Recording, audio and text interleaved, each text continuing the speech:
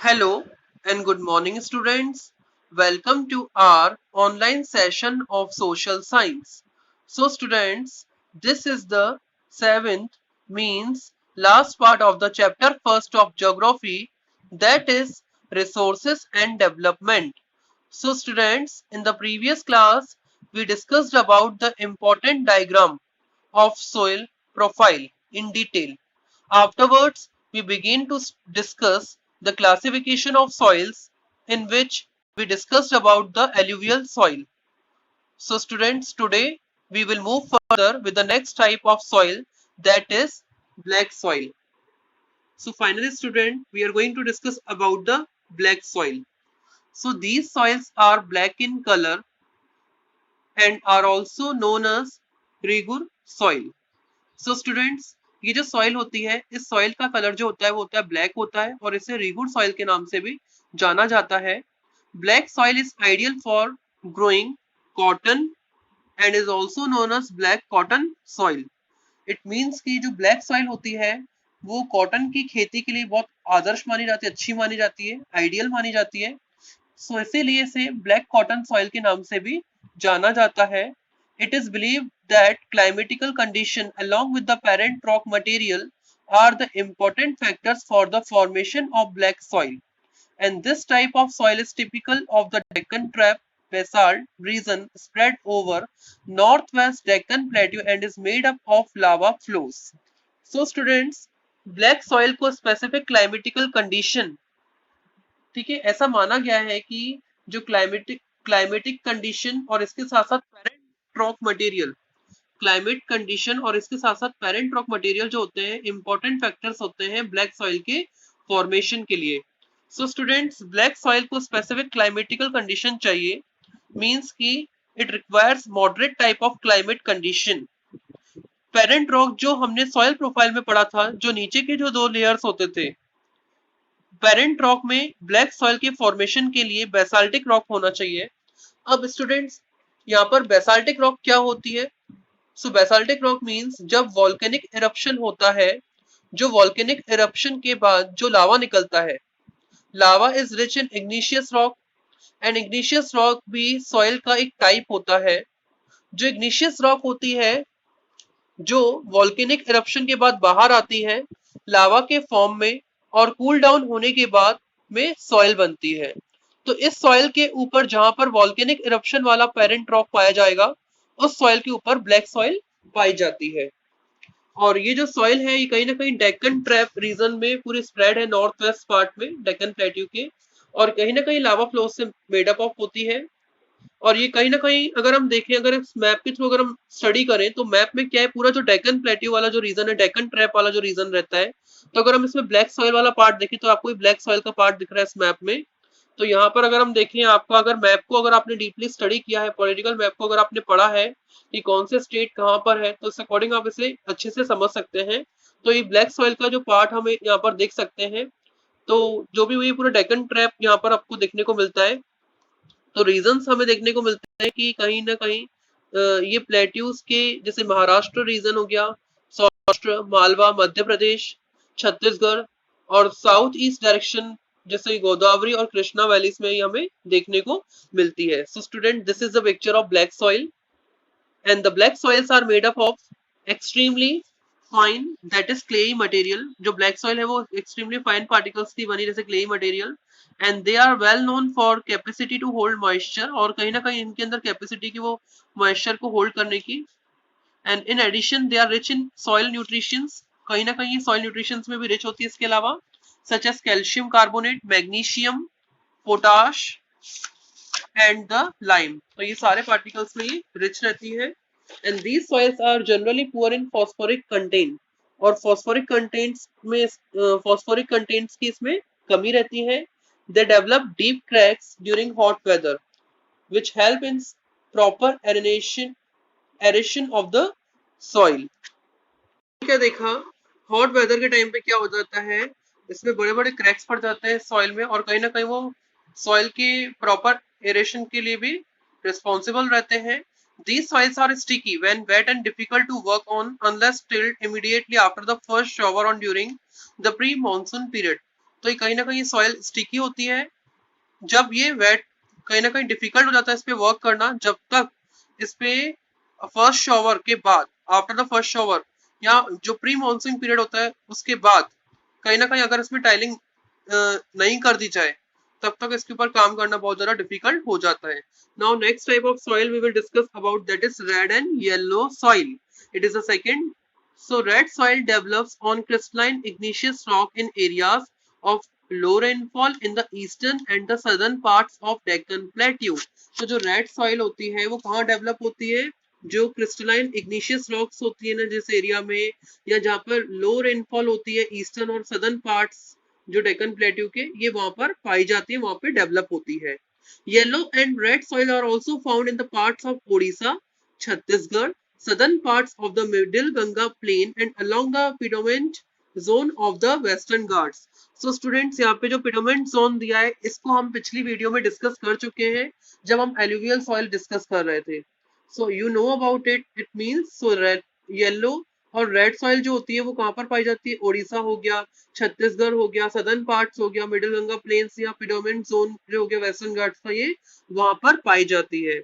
These soils develop a reddish color due to diffusion of iron in the crystalline and metamorphic rock। So ये soil develop होती है reddish colour में, कब होती है? जब डिफ्यूजन होता है आयरन का क्रिस्टलाइन में, जब मतलब जमाव हो जाए आयरन का, तब ये रेड कलर की होती है। And it looks yellow when it occurs in the hydrated form. और जब इसको पानी मिल जाए, मतलब हाइड्रेटेड फॉर्म में आ जाए ये, तो ये कैसा कलर की जाती है? येलो कलर की जाती है। So it is all about the red soil and yellow soil. So students, अगर आप मैप में देखेंगे तो मैप में आपको जो रेड एंड येलो सॉइल का जो एरियाज है, तो ये आप एरियाज देख सकते हैं, रेड एंड येलो सॉइल का एरियाज आपको देखने को मिलते हैं मैप में। तो इस अकॉर्डिंग ये क्लासिफिकेशन है। Now we will discuss about the laterite soil.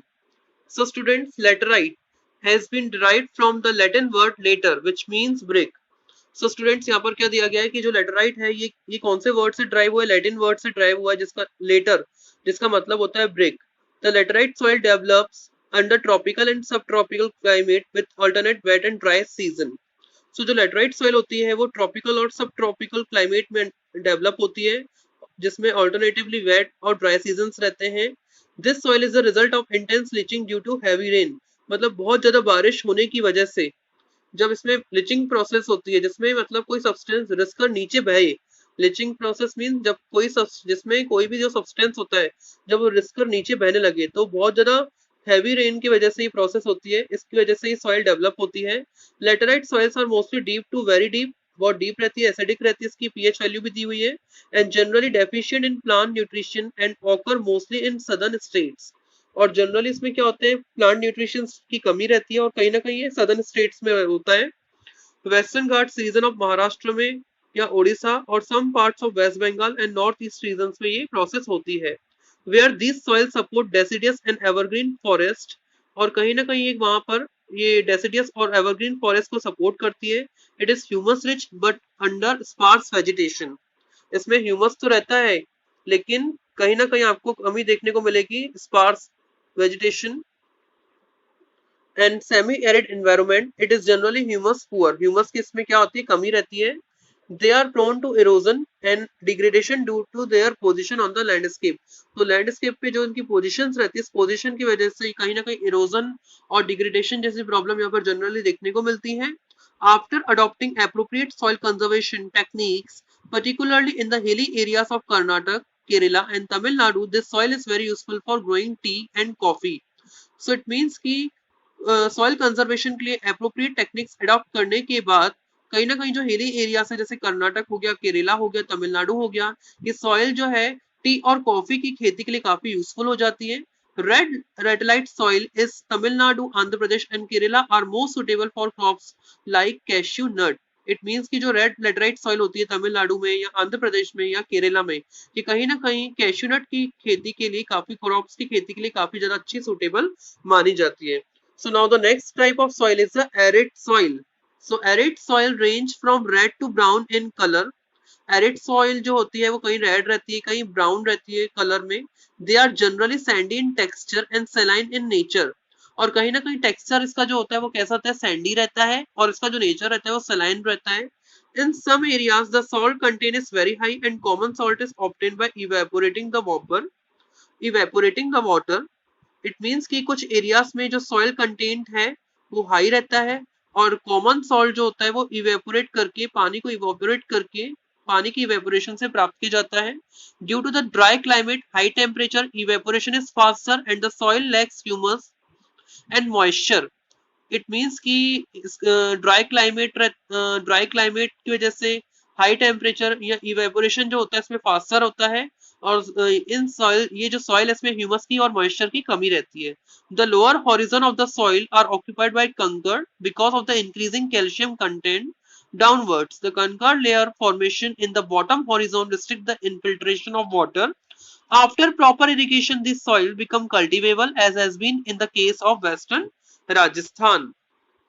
So students यहाँ पर क्या दिया गया है कि अगर हम देखें तो एरिड सॉइल में दिया हुआ है कि ये जो लोअर हॉरिजॉन्स रहता है सॉइल का वो कहीं ना कहीं कंकड़ से ऑक्यूपाइड रहता है क्योंकि कैल्शियम कंटेंट जो रहता है उसमें because of the increasing calcium content जो होता है नीचे वो इंक्रीज होते हुए जाते हैं. द कंकड़ layer formation in the bottom horizon restrict the infiltration of water.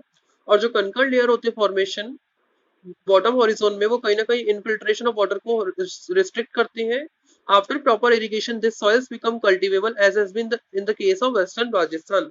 तो प्रॉपर इरिगेशन के बाद कहीं ना कहीं सॉइल कल्टीवेबल हो जाती है जैसा कि हमने वेस्टर्न राजस्थान के केस में देखा गया है. Now next type of soil is the forest soil. So these soils are found in the hilly and the mountainous area where sufficient rain forests are available. तो ये soil जो है forest soil ये hilly और mountainous area में पाई जाती है जहाँ पर पर्याप्त मात्रा में रेन फॉरेस्ट अवेलेबल रहते हैं. The soil texture varies according to the mountain environment where they are formed. तो जो soil का जो texture होता है वो vary करता है अलग अलग होता है according to mountain environment जैसे वो form होते हैं. They are loomy and silty in valley sides and coarse grain in the upper slopes. It means कि ये जो valley sides रहती है जो valley regions रहते हैं वहाँ पे loomy या silty रहती है और कहीं ना कहीं upper slopes में coarse grain मतलब बड़े बड़े particles रहते हैं. In the snow covered areas अगर snow covered areas की बात की जाए हिमालयस के these soils experience denudation and are acidic with low humus content. Means कि इनका जो जमाव है वो धीरे धीरे कम होते जाता है और एसिडिक रहता है ह्यूमस लो ह्यूमस कंटेंट रहता है. This soil found in the lower parts of the valley particularly on the river terrace and alluvial fans are fertile. ये जो सॉइल है ये लोअर पार्ट्स जो है वैली के वहां पर पाई जाती है जैसे रिवर टेरेस हो गया या एलिवल फेंस से रहते हैं वहां पर जब फर्टाइल रहते हैं ये वहां पर पाई जाती है. Okay students, so these are the types of the soil. तो ये हमने टाइप्स ऑफ सॉइल्स को रीड कर लिया है. Okay so students, now we are going to start the very important topic of this chapter, that is soil erosion and soil conservation. So अब हम देखेंगे soil erosion क्या होता है, soil conservation क्या होता है. So first of all we will discuss about the soil erosion. The denudation of the soil cover and subsequent washing down is described as soil erosion. This is very important question कि soil erosion क्या होता है. The denudation of the soil cover मतलब जो हमारा सबसे important soil cover होता है जहां पर fertility होती है जिसमें ह्यूमस होता है जिस बहुत अच्छा रहता है वो प्लांट्स वगैरह के ग्रोथ के लिए काफी अच्छा होता है. तो ऐसे सॉइल कवर का डेन्यूडेशन होना, डेन्यूडेशन मतलब उसका कटाव होना और सब्सिक्वेंट वॉशिंग डाउन और सॉइल का बहते जाना, इसी प्रोसेस को हम क्या कहते हैं, सॉइल इरोजन कहते हैं. मतलब सॉइल कवर का कटाव होना और कहीं ना कहीं सब्सिक्वेंटली सॉइल का बहना उसे ही हम सॉइल इरोजन के नाम से जानते हैं. That is known as the soil erosion. So the process of soil formation and erosion go on simultaneously and generally there is a balance between the two. तो कहीं ना कहीं सॉइल फॉर्मेशन और सॉइल इरोजन की जो process होती है वो साइमल्टेनियसली होती है और कहीं ना कहीं दोनों के बीच में एक बैलेंस रहता है. देखो सॉइल इरोजन जो ऐसी प्रोसेस होती है जो बहुत जल्दी होती है, इसमें कोई ज्यादा टाइम नहीं लगता है, लेकिन जो सॉइल फॉर्मेशन की जो प्रोसेस होती है वो सबसे बड़ी प्रोसेस होती है, उसमें काफी ज्यादा टाइम लगता है, उसके फॉर्मेशन में काफी सारी प्रोसेस रहती है, काफी सारा टाइम लगता है, लेकिन इरोजन प्रोसेस जो होती है वो बहुत ज्यादा फास्टर रहती है. Sometime this balance is disturb due to human activities. लेकिन कभी कभी क्या होता है ह्यूमन एक्टिविटीज की वजह से बैलेंस डिस्टर्ब होता है. फॉर एग्जाम्पल अब सॉइल इरोजन के कई सारे रीजंस हैं, कई सारे कॉजेस हैं, तो कॉजेस में आपको बता देता हूँ सॉइल इरोजन के कौन कौन से कॉजेस रहते हैं. ये क्वेश्चन एग्जाम में आपसे पूछा जा सकता है. What are the causes of the soil erosion? Deforestation, overgrazing, construction and mining, etc. While natural forces like wind, glacier and water led to soil erosion. So these are the process, means कि these are the causes of the soil erosion. Deforestation हो गया, overgrazing हो गया, construction हो गया, mining, ये सारे human made activities है जिसकी वजह से सॉइल इरोजन होता है। और नेचुरल एक्टिविटीज जैसे विंड, ग्लेशियर, वाटर, ये सारी भी प्रोसेस सॉइल इरोजन की तरफ ले जाती हैं। So this is known as the soil erosion. Okay students, now the running water cuts through the clay soil and makes deep channel as the gullies. So students, यहाँ पर क्या बताया गया कि गुलीज क्या होती है? रनिंग वाटर, जो बहता हुआ जो पानी होता है वो कहीं ना कहीं जो क्लेई सॉइल होती है उसको कट करता है और एक चैनल बनाता है। मतलब चैनल बनाता है, जैसे जैसे एक कहीं ना कहीं अगर ये गुली इरोजन का अगर हम पिक्चर देखें, इसमें दिखाया गया है कि बहते हुए पानी की वजह से जो एक चैनल क्रिएट होता है किसी जगह पर, उसे हम बोलते हैं गुली इरोजन, गुली। तो ये आपको एक पिक्चर दिया गया है इसका। इस पिक्चर में देख सकते हैं जैसे बहुत सारी मिट्टी है, फिर ये एक रनिंग वाटर ने एक ऐसा चैनल क्रिएट कर दिया, एक ऐसा चैनल क्रिएट कर दिया जिसकी वजह से इरोजन जो है वो क्रिएट हुआ। इसे हम बोलते हैं गुली इरोजन। ओके, ये जो चैनल होता है इसे हम क्या बोलते हैं? गुलीज बोलते हैं। ओके स्टूडेंट्स, सो रनिंग वाटर जो एक क्ले सॉइल को कट करते हुए जो चैनल क्रिएट करता है उसे हम क्या बोलते हैं? गुलीज बोलते हैं। The land becomes unfit for cultivation and is known as badland. और ये जो लैंड होता है कहीं ना कहीं अनफिट होता है कल्टीवेशन के लिए, इसे हम बैडलैंड बोलते हैं। The Chambal basin such lands are called ravines. और चंबल बेसिन में ऐसे कुछ जो जगह है, जो भूमि है, उसे हम रेवाइंस बोलते हैं। Sometimes water flows as a sheet over large areas down a slope. In such cases, topsoil is washed away. और कभी कभी पानी जो है इन शीट जो होती है इनके ऊपर पूरे लार्ज एरिया पे एक स्लोप की तरफ बहता हो जाता है और कहीं ना कहीं जो टॉप सॉइल है उसको धो देता है, टॉप सॉइल को बहा देता है। तो टॉप सॉइल जो होती है वो वॉश्ड अवे, धुल जाती है और नीचे बह जाती है। इसको बोलते हैं हम शीट इरोजन। क्या बोलते हैं? That is known as the sheet erosion. Okay students, so students, now wind blows loose soil off flat sloping land known as wind erosion. So wind क्या करती है? जो loose soil होती है उसको या sloping land को ये बहाकर ले जाती है wind के थ्रू, इसे हम बोलते हैं wind erosion बोलते हैं। Soil erosion is also caused due to defective method of farming. तो soil erosion जो होता है वो भी farming की defective methods की वजह से होता है। अब जैसे ploughing in the wrong way, गलत तरीके से प्लगिंग करना, up and down the slope from channels, channels से अप एंड डाउन करना, up and down the slope करना for the quick flow of water, ताकि वाटर को क्विक फ्लो किया जा सके, सॉइल इरोजन की तरफ ले जाते हैं। तो ये सारे रीजन है जो सॉइल इरोजन को बढ़ावा देते हैं। Now we will discuss about the most important topic, that is conservation of soil. तो सॉइल को कंजर्वेशन करने के क्या तरीके, कंजर्वेशन मेथड्स क्या होते हैं? So plugging along the contour lines can decelerate the flow of water down the slopes. So decelerate का मतलब होता है कम करना। तो contour lines के थ्रू प्लगिंग करने से कहीं ना कहीं हम इसे डिसेलरेट करते हैं, फ्लो वाटर को डिसेलरेट करते हैं स्लोप्स के थ्रू। तो contour farming के अकॉर्डिंग, तो स्टूडेंट्स यहाँ पर हम देखेंगे क्या होता है contour farming में। सो contour farming अगर हम डिस्कस करेंगे, इसमें क्या होता है, जैसे terrace farming, shelter belt, strip cropping होती है। तो एक तरह से सीढ़ी नुमा अगर कॉन्टेव फार्मिंग अगर हम देखें, तो कॉन्टेव फार्मिंग का अगर हम इस डायग्राम के थ्रू देखें तो इस अकॉर्डिंग ही खेती की जाती है स्लोप्स के थ्रू। तो स्लोप्स के थ्रू जो की जाती है खेती, तो प्लगिंग जो की जाती है उसे हम कॉन्टेव प्लगिंग बोलते हैं। ठीक है, मतलब कॉन्टोर लाइंस के थ्रू, कॉन्टोर लाइंस के साथ प्लगिंग करना कहीं ना कहीं वाटर के फ्लो को डिसेलरेट करेगा, कम करेगा, स्लोप से वाटर डाउन द स्लोप्स करेगा, इसे हम कॉन्टोर ब्लॉकिंग बोलते हैं। Steps can be cut out on the slopes making terrace. Terrace मतलब एक तरह से सीढ़ीनुमा खेती की तरह बोल सकते हैं हम। तो टेरेस फार्मिंग हम देखेंगे ओनली हिली स्लोप्स। तो इस तरीके से ये डायग्राम है, इस तरीके से टेरेस बनाकर, इससे जो टेरेस होते हैं बर्न्स की तरह काम करते हैं जो सॉइल को रोकते हैं बहने से। तो इस अकॉर्डिंग ये टेरेस टाइप की फार्मिंग की जाती है, हम बोलते हैं टेरेस फार्मिंग बोलते हैं। Large fields can be divided into strips. Strips of grass are left to grow between the crops. This breaks up the force of the wind. So this method is known as the strip cropping. तो इसमें हम देख सकते हैं strip cropping, जो crops होती है alternative strips में ग्रो की जाती हैं। तो स्ट्रिप्स टाइप की पतली पतली स्ट्रिप्स बना दी जाती हैं और इसमें ये इस तरह से फार्मिंग की जाती है in alternative strips of land to check the impact of the wind. तो इस अकॉर्डिंग कहीं ना कहीं इस इरोजन को रोका जा सकता है इस तरह से स्ट्रिप फार्मिंग करके। पिक्चर उसकी आप देख सकते हैं। तो स्ट्रिप जो ग्रास होती है वो कहीं ना कहीं छोड़ दी जाती है बीच बीच में क्रॉप्स को उगाने के लिए, और ये कहीं ना कहीं विंड के फोर्स को ब्रेक करती हैं। इसे हम स्ट्रिप फार्मिंग बोलते हैं, मतलब स्ट्रिप्स में बीच बीच में खेती की जाती है, इस तरह से बना दिए जाते हैं।